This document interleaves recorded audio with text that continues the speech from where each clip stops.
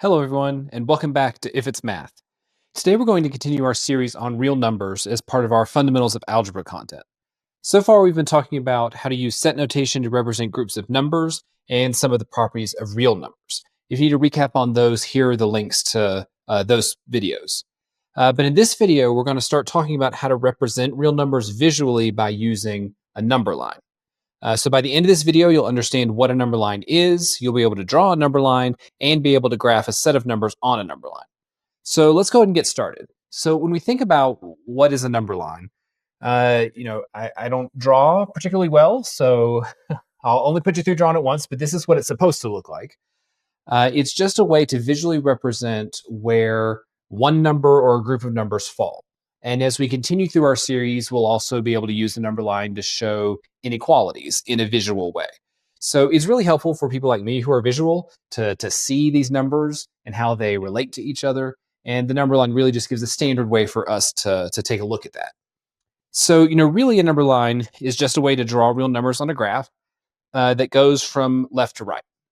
So there are a few things to point out on a basic number line. So the first is that the anchor is going to be 0, typically. Doesn't have to be, but usually when you draw a generic number line, you're going to have this 0 mark be kind of where we've centered the whole line. And then to the right of that, you'll notice that all these numbers are positive. And then as we go to the left, all those numbers are negative. So that's that separation. We usually put 0 in the middle, positives to the right, and negatives to the left. So another important thing that you'll notice is that because negative numbers get bigger in a different direction, you see that it's kind of mirrored, right? So 1, -1, 2, -2, 3, -3.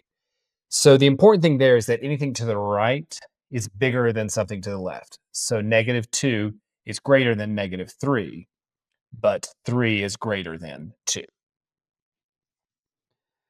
So you'll also notice that there are arrows on the end of the number line.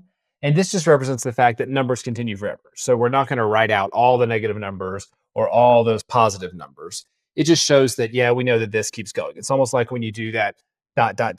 when we were writing other types of set notation. So yeah, really that's the basics of it. So if you want to know how to draw one, and again, I apologize in advance for my drawing skills. So the main thing that you're going to do is first you're going to draw a line with arrows on both ends. Again, that's representing that it goes on forever.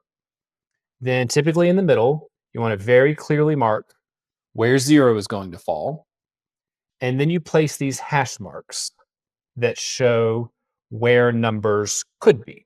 So if I was going to graph that number, that is where it would fall. So 1, 2, 3, 4, 5, -1, -2, -3, -4, and -5. And again, we use those arrows to represent that we know this goes on forever in both directions. So you usually want to create that number line sort of in the span of numbers you know you're going to be graphing, because there's no point in writing out a whole bunch of numbers that you're not going to end up using. So really that's it. Those are the steps. So you're going to draw that line with the arrows, clearly mark where 0 is, and then draw the hashes for where the other numbers are going to be, and then write out each of those numbers. So the important thing is you do not want to put dots here. These hash marks are here for a reason, because when we get to actually graphing the numbers, when you want to say, okay, where does 1 appear on a number line, you're going to end up putting a dot there. So you want to use these hash marks, not dots when you're drawing the general number line, because the dots are how you actually graph where that number falls. So let's go ahead and take a look at this. So if we want to graph a point on a number line, let's say that we were given the number 4. So what you're going to do is you're going to go to the number line that you've either beautifully drawn or managed to import, and identify your 0. So we know that 4 is here. So all you do is put a dot where that number falls. And so again, that's why you want to use hash marks when you're drawing the number line, because you're going to use dots when you actually graph the number itself. So let's look at one that's a little bit trickier because if it's an integer, it's really easy to tell where that dot needs to go. But what if we'd had x equals 4/3? So it's falling between these integers. So it's going to be a little bit harder to figure out. So when we think about x equals 4/3, we know that that is around 1.33. No, it's actually repeating, but it's 1.33. So when we think about where that's going to fall on the number line, it's going to fall somewhere between 1 and 2, because 1.33 is between 1 and 2, but greater than 1, but less than 2. And then when we think about that decimal piece, well, that's less than halfway. That's the way I think about how to do these. So if we'd had 1.5, we'd put our dot right there. But this is less than that, so we're going to end up somewhere in this vicinity.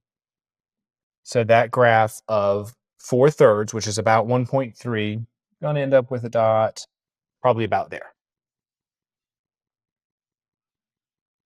So the other thing that can end up getting tricky is when you have negative numbers, because you have to think about it in the mirror version of what it would be for a positive number.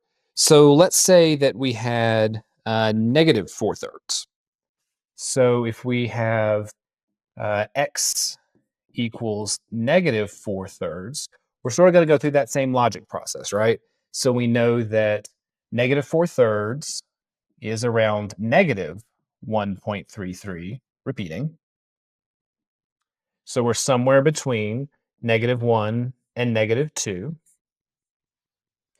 And again, because the decimal part is less than halfway, if it had been -1.5, we would have been around there.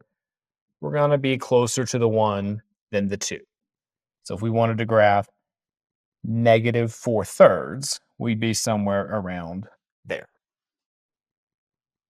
And so that's why I wanted to point those two out to you. The difference between the negative and positive is it's on the right of 1 here, but it's on the left of 1 here because the negative numbers go that way and the positives go that way.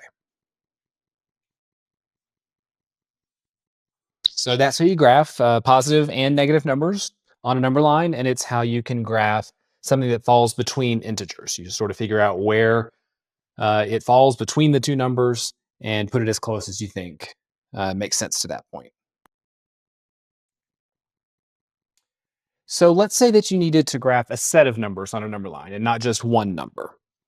So we're going to take this a step further with how we graph. So you really follow the same process. So you're going to lay out your number line, figure out how big it needs to be in each direction. Go ahead and graph that. And then let's say you were given this set and told to graph it. So let's say you have the set of all numbers x such that x is odd and x is between 0 and 10.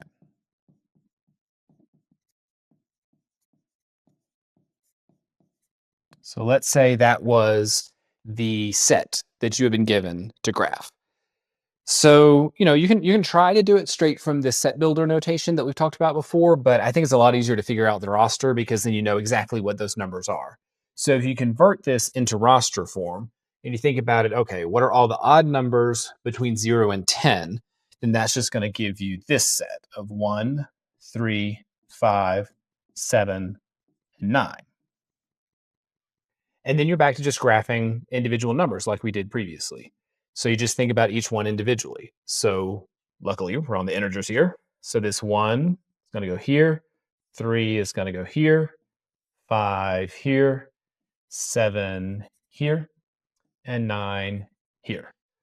So you just go ahead and graph those out. So here's 1, 3, 5, 7, and 9. And that's all it is. So it's the same as graphing one number. You just do it multiple times on the same number line to make sure that you get all the numbers in the set that you were given. So let's look at another example here. Let's say that you were given the set of all numbers x such that x is a multiple of 3 and between, let's say, -10 and 10. So again, you can try to do it straight from that roster or from that set builder, but I like roster better. So let's go ahead and turn that into a roster. So if we're thinking about, well, let's make sure it's a pretty roster. There we go. So if we think about those numbers, so we want it to be a multiple of 3 between -10 and 10.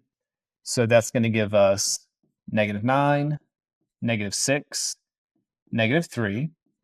Now remember, 0 is a multiple of any number. So we're going to need to put 0 in there. Then 3, 6, and 9. So that gives us all those numbers that are a multiple of 3, but still falling between -10 and 10.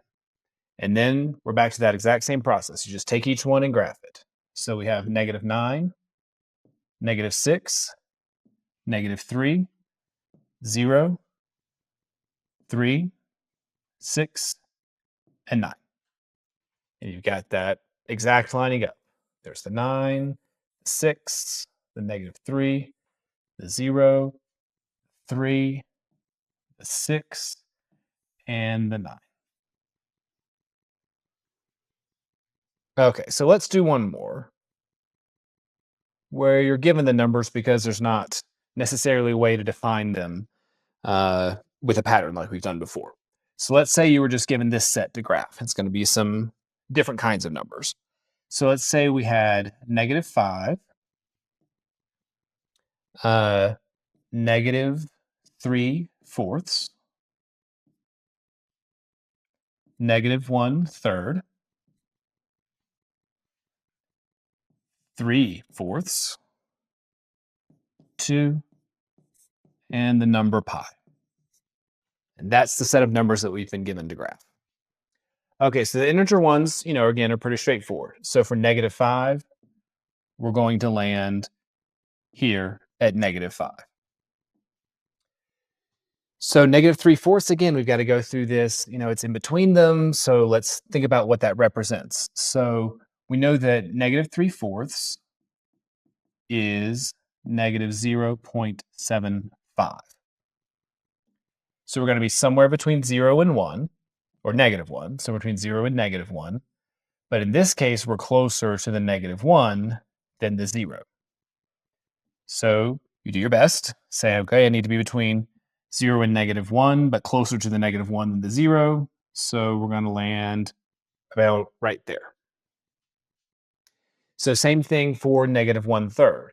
We know that -1/3 is about 0.33, repeats, but that's close enough, 0.33. And that's going to be, again, somewhere between 0 and 1, 0 and -1, but in this case, closer to the 0 than -1. So if we think about this -1/3, it's going to be somewhere around there. So the next number we were given was 3/4. Well, we did it before earlier with -3/4, but we know that 3/4 is 0.75. So go through that same thought process of, okay, it's going to be somewhere between 0 and 1, closer to the 1 than the 0. So we're going to land somewhere around there.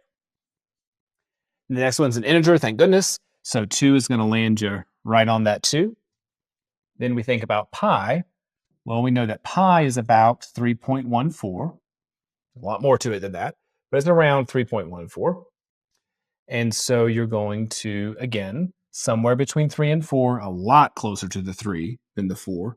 So you're going to land somewhere around there. And that's how you do it. You just figure out where the numbers fall. If it's in between integers, you have to think, am I closer to the midpoint? Am I closer to each end? And just plot out each of the numbers that you have. So in summary, if you're needing to graph a number or set of numbers on a number line, you're going to draw a line, arrows on each end, anchored at the 0, put your hash marks in there to note where each number could fall. Be sure to label those hash marks. And again, you can make it whatever width that you want. And then wherever your number that you're needing to graph actually is you do it with the dots. So -1, 2, 2.5. That's really all that there is to it. So that is all there is to graphing points on a number line. Really hope that this video was helpful. Please like it if it was. Subscribe to our channel to be the first to know about new content. And always remember that if it's math, we have the solution.